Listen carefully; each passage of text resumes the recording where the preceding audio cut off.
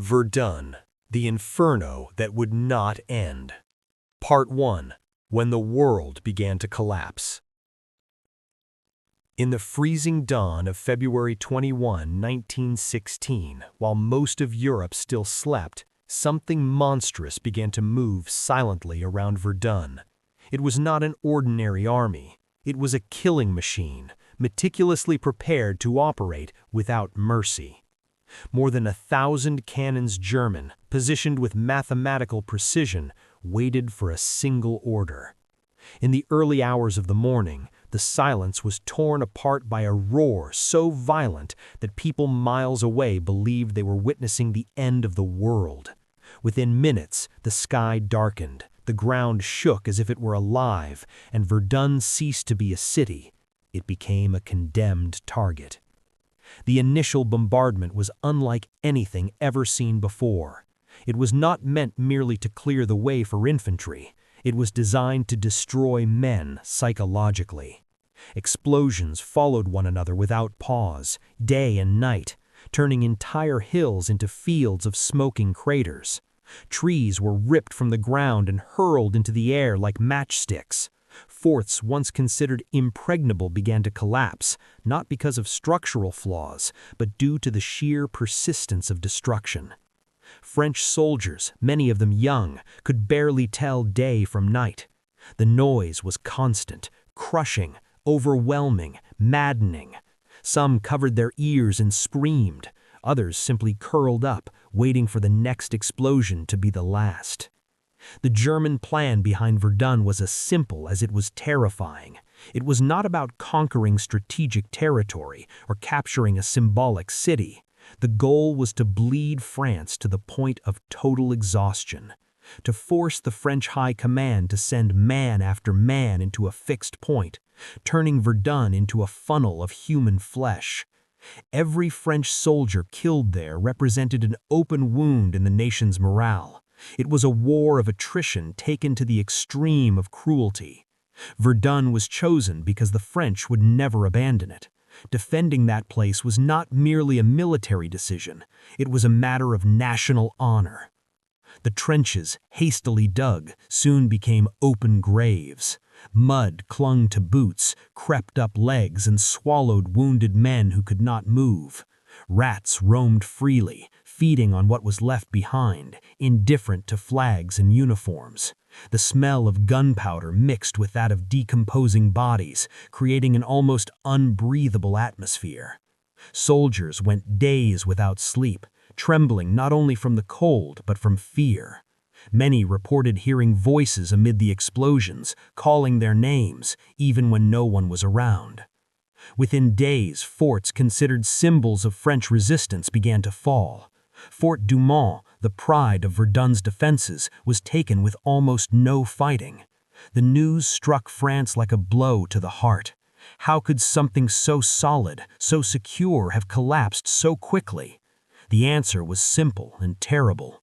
Nothing could withstand a rain of steel of that magnitude. There was no heroism capable of stopping ton-sized shells. There was no courage that could survive an unrelenting attack from sky and earth at the same time. Meanwhile, soldiers received orders that bordered on suicide. Advance under open fire, retake positions that had been completely destroyed, hold lines that no longer existed. For every meter regained, dozens died. For every retreat, severe punishments were imposed. The idea of abandoning Verdun was unthinkable. Better to die there than to live with the shame of retreat. That mindset would cost hundreds of thousands of lives. Hastily written letters began to circulate. Many said goodbye to wives, parents, and children as if they were already dead. Some tucked these letters into their coat pockets, hoping that if their bodies were found, someone would send them. Others wrote simply to ease the weight of the certainty that they would not see the next sunrise. War there ceased to be a political or territorial matter. It became an intimate struggle against fear, madness, and the inevitability of death. Verdun did not advance. It did not retreat. It only consumed. Day after day, week after week, the scene repeated itself. Explosions, screams, silence, more explosions. The ground, saturated with blood and metal, absorbed nothing more. It was as if the earth itself were weary of so much violence. And this was only the beginning. Hell was still far from... Part 2.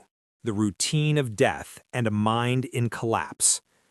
As the weeks passed, the men fighting at Verdun began to understand a terrifying truth. There was no longer a front line, no rear, no safe shelter. Everything was a target. Everything could kill. War had ceased to be a series of isolated events and had become a permanent state of survival. Sleep turned into a rare luxury. Many soldiers went 3, 4, even 5 days without closing their eyes because the sound of explosions never stopped. Even when the bombardment eased, the brain kept hearing the bombs. Silence, when it appeared, was even more disturbing. It felt like a warning that something worse was about to come. The trenches were no longer defensive lines. They were corridors of suffering.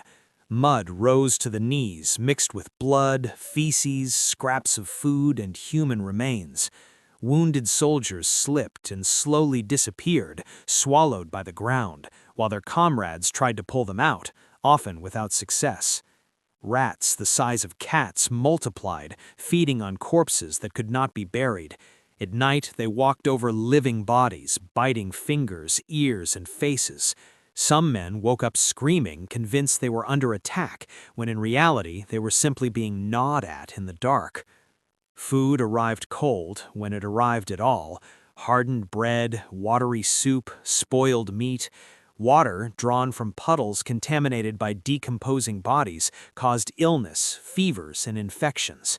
Many soldiers preferred to drink old wine or whatever alcoholic liquid was available, even knowing it made them slower and more vulnerable. Hygiene was non-existent. Lice infested clothes and hair. Diseases spread quickly. Strong men reached the front line and within weeks looked decades older. Artillery was the true master of Verdun. It is estimated that millions of shells were fired in that region. Some days were so intense that the ground vibrated continuously, as if it were breathing. Craters opened by bombs became deadly traps. Soldiers fell into them and drowned in the mud, unable to move under the weight of their equipment. Others were buried alive when new explosions caused the crater walls to collapse. Many were never found. They simply vanished. Little by little, the mind began to give way. Soldiers displayed uncontrollable tremors, empty stares, an inability to speak or respond to simple orders. Some laughed for no reason, others cried uncontrollably. There were men who could no longer hold a rifle. Officers called it cowardice. Today, it would be recognized as extreme psychological collapse. At the time, there was no treatment. Those who could not fight were removed or punished. The French rotation system, created to prevent the total destruction of units, meant that nearly every soldier in the army passed through Verdun at some point. This spread the trauma throughout France. There hardly was a family that did not have someone marked by that experience. Verdun became a collective wound. For many, surviving there did not mean victory, but a sentence to a lifetime of nightmares. Meanwhile, commanders continued to send men into the meat grinder. Maps were updated with small lines that advanced or retreated a few meters. Every inch gained cost dozens of lives. From a distance, the war looked strategic. On the ground, it was pure carnage.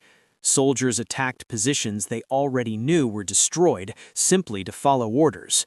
Some advanced knowing they would be killed within minutes. Even so, they went. Verdun began to consume not only bodies, but the very notion of humanity. Men stopped reacting to the deaths of their comrades. The initial shock gave way to apathy. Fear turned into resignation. Many accepted that dying there was only a matter of time. The question was no longer if, but when. And in the midst of this physical and mental collapse, something even crueler was approaching.